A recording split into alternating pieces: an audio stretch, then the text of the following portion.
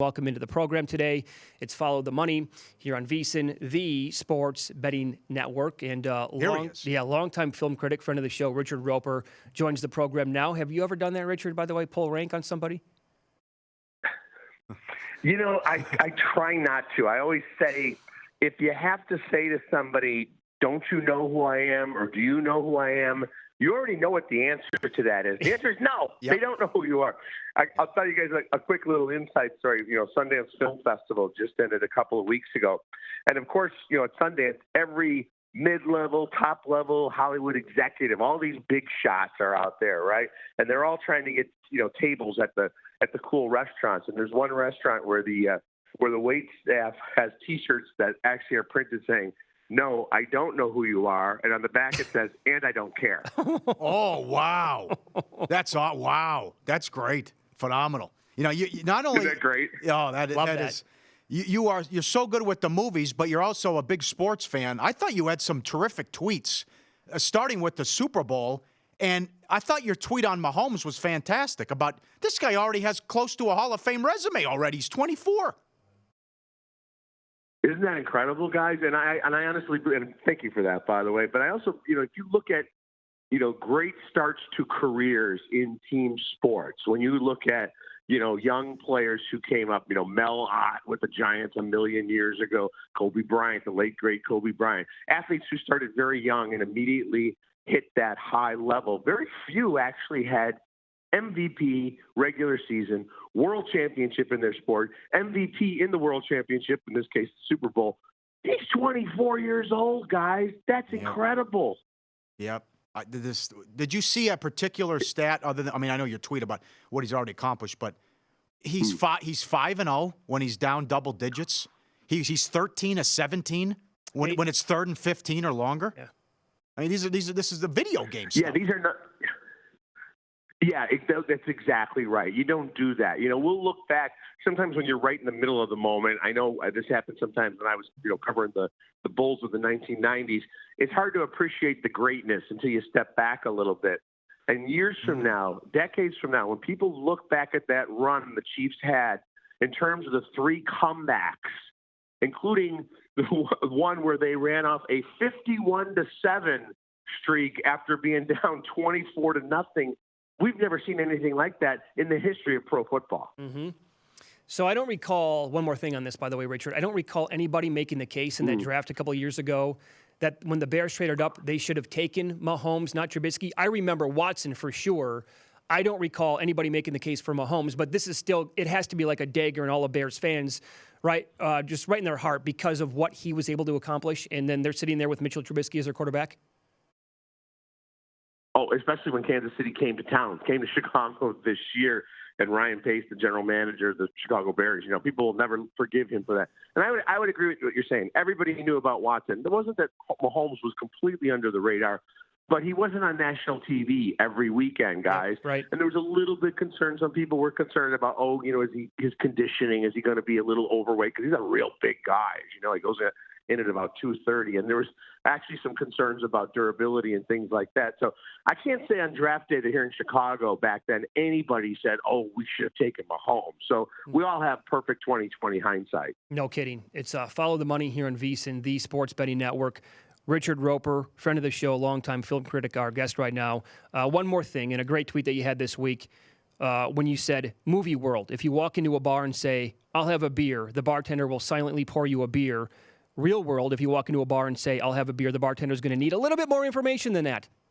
Anything else that drives you nuts? Drive you nuts? Yeah, of course. Any other little things in movies that drive you nuts?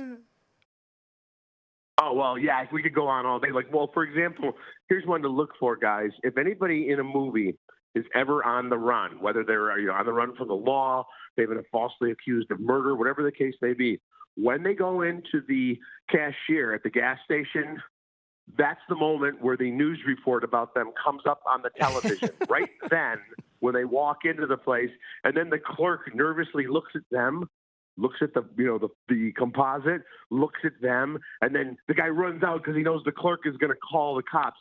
I don't know about you, but when I walk into those places, you have to wake up the guy behind the bulletproof glass to pay just for your gas. All of a sudden, these guys are witnesses to, and the timing is always perfect. Same thing if you're in the hotel room, you turn on the TV, there's the report about the tragedy from your past, and then someone says, "Turn that off right now." Very good. That's strong. Okay, so coming up on Sunday, how can you explain this huge move potentially? And we talked about it with Johnny Avello, who sets the odds over at DraftKings. He was in studio with us yesterday. But I want to get this exact now because Toy Story 4 was minus 5,000 like 10 days ago, Richard. And now it's down to, at last check, 134 as the favorite. But is it Klaus or Claus? Is it on Netflix? I really don't know much about it other than it's about Santa, obviously. So much steam on that movie now at $1.06. What do you know about this? Yeah, the movie is Klaus. It was a Netflix original about it's an origin story about Santa Claus, the character himself. Very different from anything you've seen before. Really well done film. A couple of things I think are happening here, guys. First of all, Toy Story 4 was a huge favorite because it's a good film. It's a Pixar film. Toy Story's won the Academy Award for Best Animated Film in the past. Now you get to the point where the Academy members start going through their screeners and their screening links, catching up with Klaus. And there's probably some buzz like, hey, this is a little bit different. Not to put down the Pixar film, but it's a little different. It's a different animated style. It's unique. And also, there might be some talk out there. And it's starting to sound a little bit like the Iowa caucuses. Like, can we really trust what the results are? But when you see that much of a move in any kind of number, whether we're talking entertainment or sports, as you guys know, where there's smoke, there's usually fire. So, a week ago I would have said that Toy Story 4 was a lock. Now I'd say at the very least, if you're filling out your Oscar ballot, maybe pick Klaus. Can you see any upsets in the major categories or anything, period, where you could see an upset?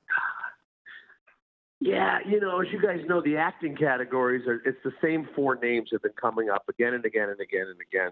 The only thing I would say to people is the supporting actress category is the one place where we've historically seen upsets over the years, where everybody thought, for example, 20 years ago, everybody thought Lauren Bacall was going to win Best Supporting Actress, and Juliette Binoche won. And I'll never forget the look on Lauren Bacall's face where she was like, why did I get dressed up and come out here to this damn thing if I wasn't going to win? And you remember when Marissa Tomei won, who I love, but when she won for My Cousin Vinny, it was such a big upset. There was an urban legend for years that they had announced the wrong name. So supporting actress, even though I love Laura Dern and think she's going to win, you might see Scarlett Johansson in an upset there. She's nominated in 2 categories. She's never won before. I wouldn't be shocked if she pulled off the upset in that category. Okay. What was the best movie you saw this year? We talked a lot about The Irishman leading up to it, guys, and I thought it lived up to all the hype. So that's way up there. And the other one I got to say is the more I think about it, I actually went back and watched it. Once Upon a Time in Hollywood. Man, I just love that film. And that film has such a repeatability quality where you just want to watch it over and over again. We've had some movement here, even from yesterday in that category of Best Picture. And as you know, Richard, Once Upon a Time actually opened up the favorite.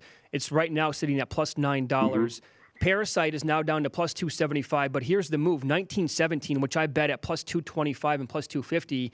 That was down in some spots to Paul saw at minus 650 yesterday. And it was more than a $2 favorite at DraftKings. Now it's coming back to the pack. It's $1.82. So do you think Parasite actually might pull off an upset here? I do, and I think, again, goes back to, a lot of Academy members that maybe didn't catch it at first, catching up with it on their screeners.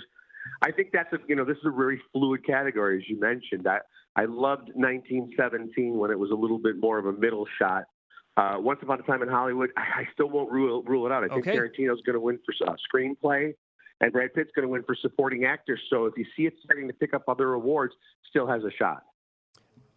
What was the best movie you saw in 2019 that is either not up for any Oscars or won't win anything? Great question. And Uncut Gems is the best movie that got overlooked. First of all, I thought Adam Sandler deserved the Best Actor nomination. It's about our world, your guys' world, of course. There's Adam Sandler plays a jeweler who gets involved in the world of sports gambling. I thought Kevin Garnett playing a version of himself was one of the best performances by an athlete ever in the movies. Very disappointed that movie got overlooked, and I think that just is an indicator that the Academy still tends to skew a little old and conservative in rewarding films like that. And guys, I also loved a film called The Farewell with Awkwafina, who I thought should have been nominated for Best Actor. So unfortunately, the Academy took a step back this year in terms of, I think, taking some chances on these nominations. All right. It's Follow the Money here on VSiN, the Sports Betting Network. Richard Roeper is our guest. How about any of the three-way matchups they have at DraftKings to win the most awards? For example, 1917 versus Parasite. 1917 is minus 670. Parasite on the take-back is plus $8. Or you can bet the draw here, kind of, so to speak. The same amount is plus $4. Yeah, 1917 is a lock there, guys, because it's going to win for a lot of technical categories. Sound editing, sound mixing, cinematography. And, when you're looking at the bets like that, those wins count just as much as a Best Picture win. They all count for one win, right? Mm-hmm. So 1917 is going to pile up the technical awards. Parasite doesn't have a chance of catching it. It doesn't even have the nominations, really. It'd have to win in almost everything it's nominated for. Okay. Well, shouldn't The Irishman win for visual effects? It's a great question. I think, visual effects is the one category where Hollywood will reward a blockbuster. So Avengers Endgame will get its one Academy Award in that category. I think The Irishman is looking to be another one of those films. Every once in a while you get a movie that gets double-digit nominations and doesn't win. I think it's going to get shut out, unfortunately, in every single category it's nominated in. Oh, God.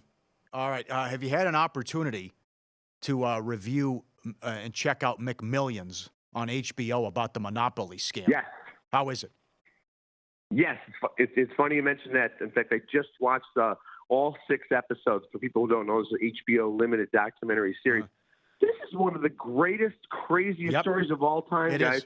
Yep. The Monopoly McMillions promotion, which everybody did, and it turns out that it was completely rigged, that you had no chance of ever winning anything bigger than a McFlurry. And they do a great job. Mark Wahlberg, by the way, Mark Wahlberg's the executive producer on this, and I'd love to see him turn this into a fictional film as well, kind of like something like The Big Short, where they kind of tell a story in a cool way.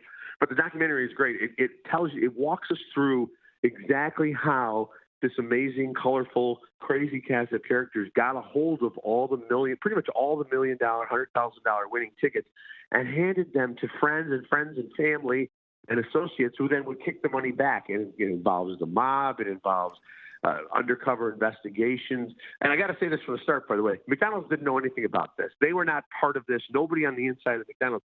It was all about the marketing firm they outsourced the promotion to. Is that right? Okay. Oh, yes. All right. This is going to be crazy. fantastic. Oh. Guys, crazy stuff. When you watch it, you'd say this can't be true, and you see these people getting interviewed, and they look like actors out of a Scorsese movie, but they're all the real-life people who, a lot of them who participated in it, actually agreed to go on camera and talk about their role in the scam. You can follow him on Twitter. He's at Richard E. Roeper. How do people find the podcast? Just Google Roeper and Movies podcast, and it's all over the place. Yeah, in fact, we got a full Oscar ballot up on the podcast right now, guys. So if people are filling out their ballots and they need some help in best animated short categories like that, I've got the whole ballot ready to go. Very good. Do you enjoy the red carpet? I used to go out there. I'm in Chicago and I'm staying here. To be honest with you guys, I did for a while, and then you get to a certain point in your life where you're standing behind a plastic hedge next to somebody from Access Hollywood, trying to pretend like you care who designed somebody's gown, and tell you, it's sort of like, people always say this about the Super Bowl. It's almost better to watch it with friends in a sports book or at home than it is in person. Kind of goes the same way for the Oscars. Yeah, well put. Enjoy it on Sunday night, and as always, thanks so much for the time today. Good talking to you, boys. Talk to you soon. Take care. There you go. The always tremendous Richard Roeper.